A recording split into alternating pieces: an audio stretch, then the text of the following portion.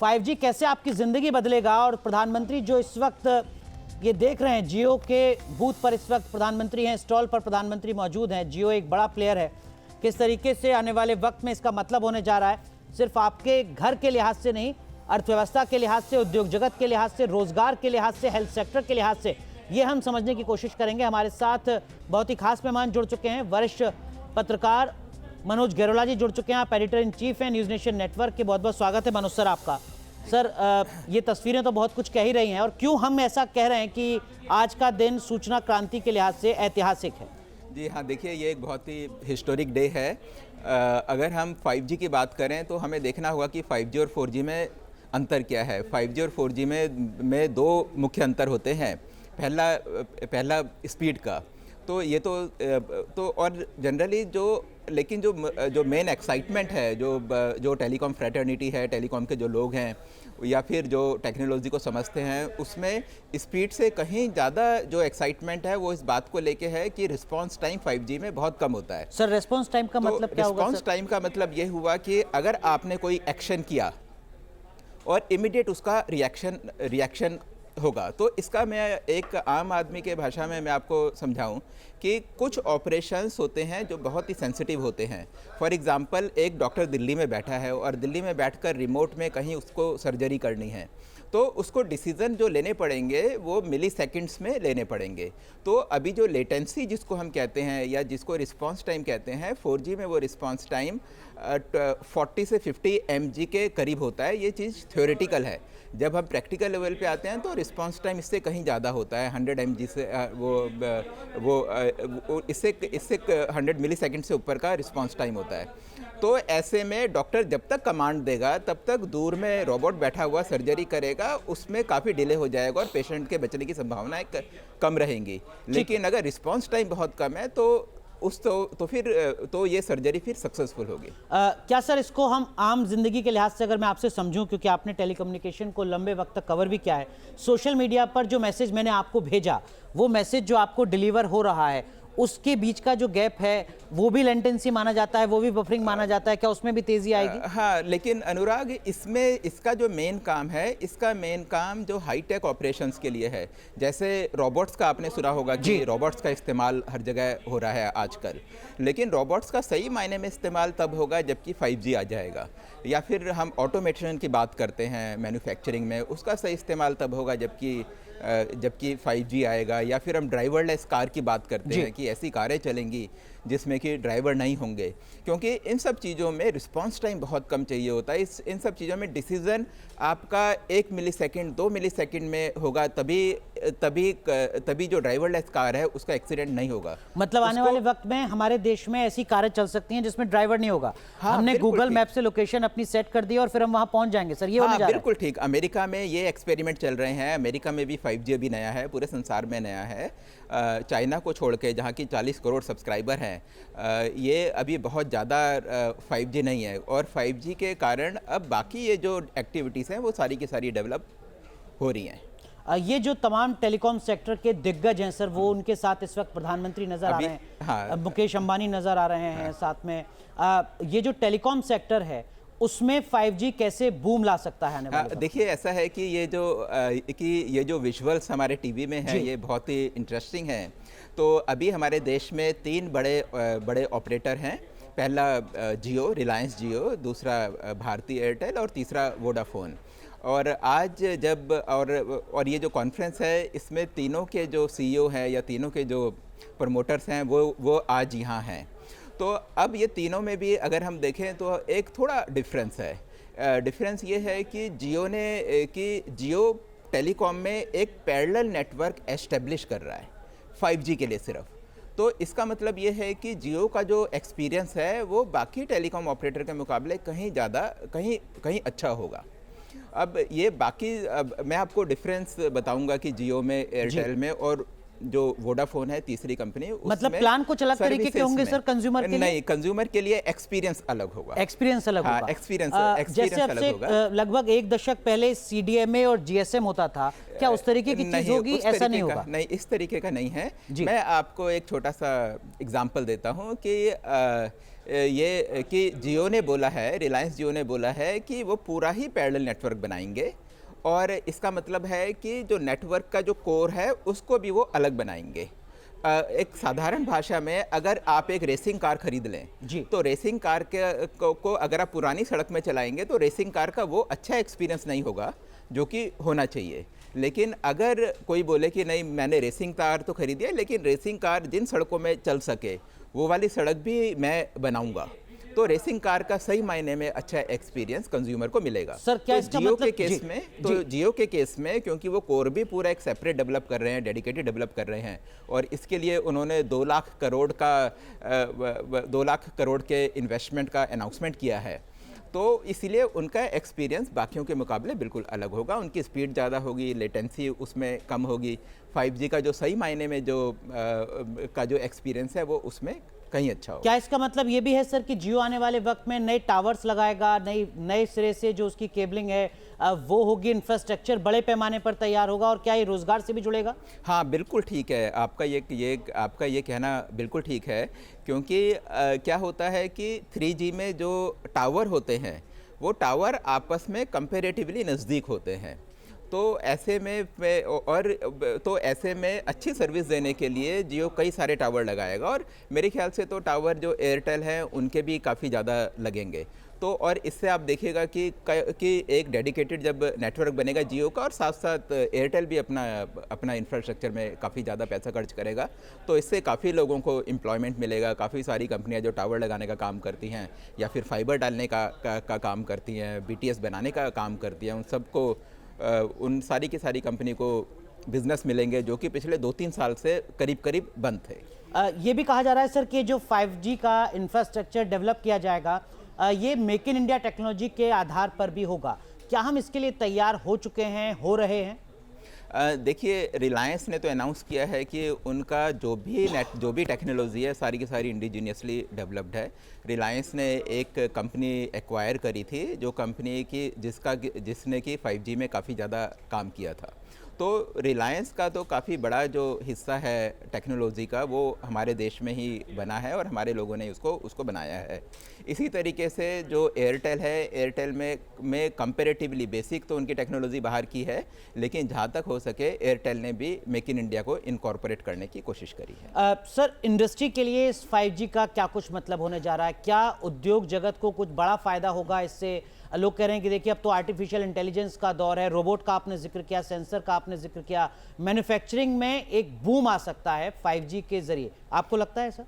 हाँ, देखिए ऐसा है कि मैन्युफैक्चरिंग में एक ऑटोमेशन तो होगा ही, और अनुराग मैं एक छोटा एग्जांपल आपको माइनिंग का देता हूँ। आज की डेट में 5G सबसे ज़्यादा सक्सेसफुल चाइना में है, जहाँ की 40 करोड़ इसके सब्सक्राइबर हैं। वो एक आम जो कंज्यूमर होता है वो तो हाई स्पीड के लिए होता है, लेकिन जो इंटरप्राइज़ के जो एप्लीकेशन चाइना में है वो बहुत ज़्यादा इंटरेस्टिंग है।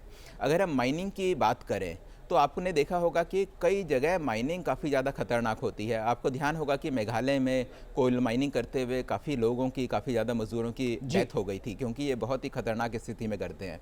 उसी तरीके से आपने देखा होगा कि अभी बॉम्बे के में जो ऑयल एक्सप्लोरेशन कर रहे थे, तो वो भी तो उसमें भी अभी थोड़े टाइम पहले डेथ हो गई थी, क्योंकि माइनिंग और ये जो ऑपरेशंस हैं काफ़ी ज़्यादा खतरनाक हो सकते हैं। तो चाइना में जहाँ भी खतरा है वहाँ ये सारा का सारा काम रोबोट्स कर रहे हैं, सारा का सारा ये काम ऑटोमेटेड है, और ये चीज़ पॉसिबल है सिर्फ एक ही कारण से, उनका जो 5G का वो जो एंटरप्राइज का एप्लीकेशन है उसके कारण ये चीज पॉसिबल है। ठीक है, आज नहीं तो कल ये सब हमारे देश में भी आने वाला है। ठीक है, तो इंडस्ट्री के लिहाज से सर मैंने आपसे समझा, लेकिन मेरे घर में अगर 5G आता है तो क्या कुछ बदलाव होंगे और उससे मुझे क्या कुछ फायदा होगा ये भी मैं आपसे समझूंगा। लेकिन इस बीच 5G टेक्नोलॉजी से हेल्थ सेक्टर में काफी ज्यादा फायदा मिलेगा, जैसा अभी मनोज सर ने भी बताया। इस टेक्नोलॉजी से मरीज का इलाज डॉक्टर एम्बुलेंस में भी कर पाएंगे। हमारे सहयोगी सैयद आमिर हुसैन की ये रिपोर्ट देखिए।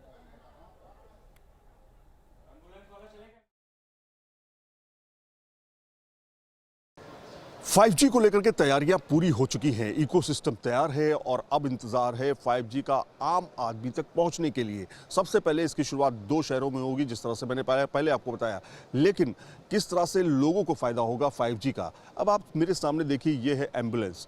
इस एम्बुलेंस में 5G का क्या मतलब हो सकता है, जाहिर तौर पर आपको समझ में नहीं आ रहा होगा, मैं समझाता हूं।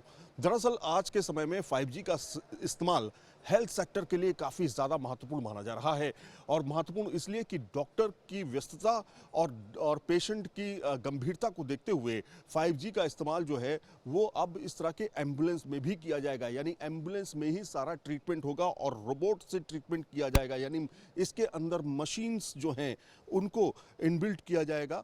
ख़ास बात यह है कि हेल्थ केयर सिस्टम जो है 5G से पूरी तरीके से लैस हो जाएगा। एम्बुलेंस जो है वो 5G से कनेक्ट हो जाएंगी, और इसके अंदर आपको दिखा रहे हैं तमाम ऐसे इक्विपमेंट लगाए गए हैं इस एम्बुलेंस के अंदर जो कि 5G से पूरी तरीके से लैस रहेंगे। सारे इक्विपमेंट रोबोटिक सिस्टम के साथ में तमाम चीज़ों को एम्बुलेंस को लैस किया जाएगा। अभी बहुत सारे इक्विपमेंट इसमें नहीं लगे हैं, लेकिन एम्बुलेंस को कुछ 5G के लिए ही तैयार किया जा रहा है। और इसलिए क्योंकि बहुत सारे पेशेंट ऐसे होते हैं जो मूवमेंट करते हैं और उनकी हालत बहुत ख़राब होती है, ऐसे में डॉक्टर्स का नहीं मिल पाना, और डॉक्टर अगर कॉन्फ्रेंस में सीधे तौर पर अगर वो जुड़ जाते हैं 5G नेटवर्क के जरिए, तो पेशेंट को बचाया जा सकेगा। वीडियो जर्नलिस्ट राकेश रावत के साथ सैयद आमिर हुसैन, न्यूज़ नेशन, प्रगति मैदान, दिल्ली। तो आपने हमारे सहयोगी सैयद आमिर की रिपोर्ट देखी, वो बता रहे हैं कि 5G से क्या कुछ बदलने जा रहा है। वैसे जब रोड एक्सीडेंट होता है तो कहा जाता है कि 45 मिनट जो शुरुआती होते हैं उसमें अगर इलाज मिल जाए तो इंसान की ज़िंदगी बच सकती है। अगर इस तरीके से 5G टेक्नोलॉजी के साथ एम्बुलेंस इक्विप्ड होंगी, वहीं पर रोड एक्सीडेंट के शिकार पीड़ित को इलाज मिल सकेगा तो उसकी ज़िंदगी भी बच सकेगी। बड़े पैमाने पर बहुत ज़्यादा फायदा होने जा रहा है। सर, हमने इंडस्ट्री की बात करी। मनोज सर, मेरे घर में अगर मैं 5G का कनेक्शन ले लूँगा तो मुझे, मेरे परिवार को क्या कुछ उससे फ़ायदा होगा सर 4G के मुकाबले? हाँ, देखिए ऐसा है कि अभी जो एम्बुलेंस हमने दिखाई तो पहले इसके बारे में हम लोग थोड़ी बात करते हैं। ये एम्बुलेंस में जब हम 5G का जब के एप्लीकेशन की बात करें तो 5G के 2 तरीके से इसमें एप्लीकेशन है। एक तो ये कि जो पेशेंट उसमें लेटा हुआ है, उस पेशेंट के सारे पैरामीटर्स रियल टाइम में, जहाँ की लेटेंसी बहुत कम है, जो हमने रिस्पांस टाइम बोला ना कि रिस्पांस टाइम का सिग्निफिकेंस क्या है, तो वो सारे के सारे जो उसके पैरामीटर्स हैं वो करीब करीब रियल टाइम में डॉक्टर के पास आ रहे हैं। तो डॉक्टर को यहाँ से उसको बचाने में बहुत ज़्यादा आसानी है। दूसरा, डॉक्टर अगर मान लीजिएगा कि कोई बेसिक ऑपरेशन करना चाहता है, बेसिक सर्जरी करना चाहता है, या कोई भी प्रोसेस करना चाहता है और कि वो पेशेंट की सेफ्टी के लिए, तो वो सारा का सारा वो बहुत अच्छे तरीके से कर सकता है। आपने देखा कि इस जो एम्बुलेंस थी, इसके अंदर सारी सोफिस्टिकेटेड मशीनें हैं, जो भी रोबोट्स हैं। तो यहाँ से डॉक्टर ने एक सिटी के सेंटर में, हॉस्पिटल में बैठे हुए कुछ कमांड दी, तो वो जो रोबोट्स हैं वो रियल टाइम में बिना किसी टाइम लैग के, मतलब करीब करीब बिना किसी टाइम लैग के, 1 मिलीसेकंड के टाइम लैग को हम लोग टाइम लैग नहीं हम लोग मानेंगे। तो वो उस समय तो डॉक्टर जो चाहता है वो सारे के सारे प्रोसेस पेशेंट के ऊपर कर सकता है, और पेशेंट की ज़िंदगी इससे बच सकती है। मतलब आप करें कि डॉक्टर दिल्ली में ही बैठा होगा, लेकिन जो पेशेंट आगरा में उस एम्बुलेंस में बैठा होगा उस वक्त, जिसको इलाज की ज़रूरत होगी, उसका ब्लड प्रेशर कितना है और बाकी क्या पैरामीटर्स हैं, ये दिल्ली में बैठे डॉक्टर को पता चल रहा होगा, और डॉक्टर दिल्ली में बैठकर आगरा के उस पेशेंट का वहीं पर सर्जरी कर देंगे। बिल्कुल ठीक। और ये किसी हॉस्पिटल में भी हो सकता है। आपने ये देखा कि ये जो वैन है, ये जो तो अगर डॉक्टर चाहे तो वैन के अंदर भी ये सारी चीज़ें हो सकती हैं।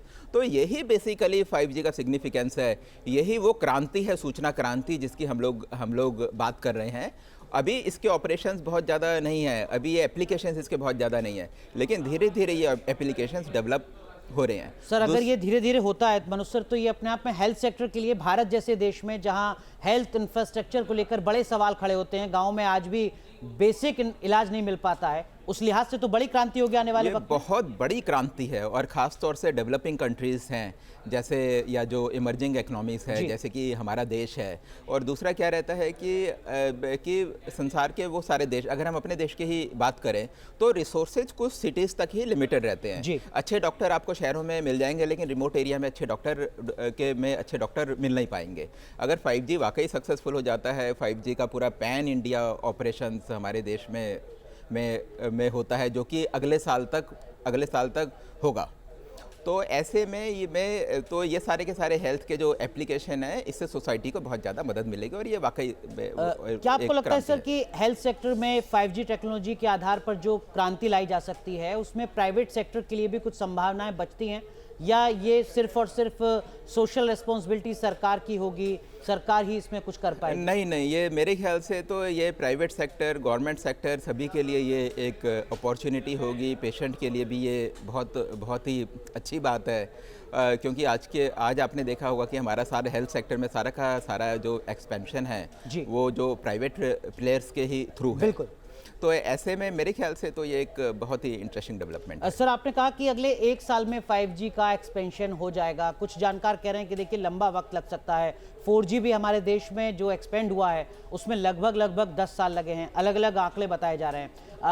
देश के अलग अलग कोने में 5G की सुविधा हर भारतीय को मिलने लगे, शुरुआती तौर पर आपको लगता है कितना वक्त लगेगा सर? देखिए, मेरा ये मानना है कि इसमें कम से कम 1.5 साल के करीब का टाइम लगेगा, क्योंकि हमारे पास 4G का थोड़ा बहुत इंफ्रास्ट्रक्चर है। मतलब 4G का जो टावर्स आज की डेट में हमारे पास है।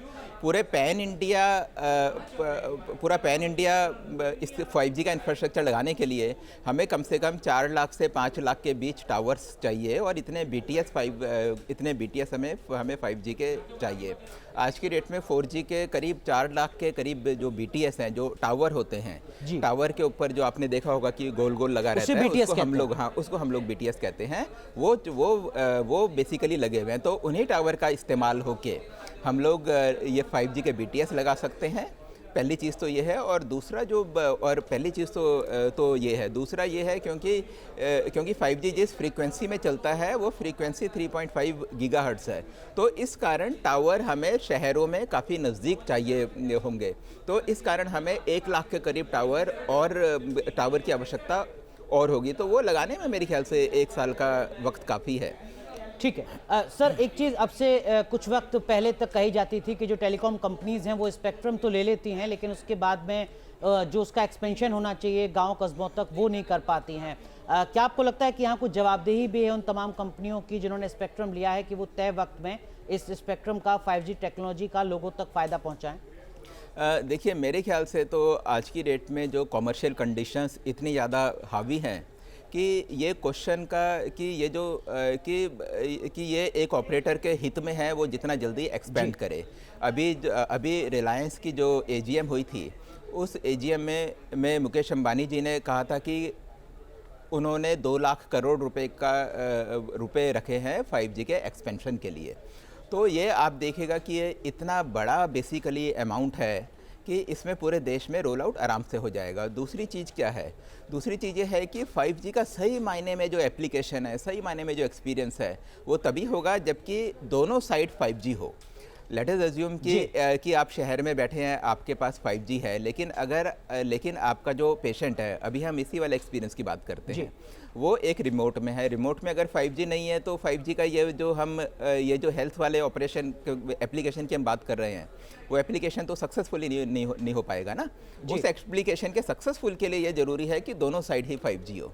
तो मेरे ख्याल से तो ये कंपनीज के इंटरेस्ट में है कि पूरे देश में पैन इंडिया वो 5G सर्विस। सर, एक चीज़ और आपसे समझना चाहूँगा। ये कहा जाता है कि हमारा जो देश है वहाँ वो टॉप 5 देशों में आता है जहाँ सबसे सस्ता इंटरनेट मिलता है, लेकिन कुछ लोग कह रहे हैं कि 5G के आने के बाद इंटरनेट पर जो पर कैपिटा खर्चा है वो बढ़ जाएगा, यानी मुझे अपनी जेब से ज़्यादा पैसे देने पड़ेंगे 5G का इस्तेमाल करने के लिए। कॉस्ट कम होगी या कॉस्ट और बढ़ जाएगी सर हमारी? देखिए, ऐसा है कि आज की डेट में संसार में सबसे सस्ती टेलीकॉम सर्विसेज हमारे देश में हैं, और मेरे ख्याल से कॉस्ट बहुत ज़्यादा नहीं बढ़ेगी। उसका एक कारण है क्योंकि ऑपरेटर्स को सब्सक्राइबर चाहिए। हमारे सामने एक देश ऐसा है जहाँ की 5G सर्विसेज बहुत ही सक्सेसफुल है, वो है चीन। चीन में आज की डेट में 40 करोड़ सब्सक्राइबर हैं। तो चीन का एक्सपीरियंस कहता है कि जिस समय चीन ने अपनी 5G सर्विसेज का कॉस्ट ज़्यादा रखा, तो उस समय उनके पास सब्सक्राइबर्स नहीं आए ऑपरेटर के पास, और 5G सक्सेसफुल नहीं हो पाई।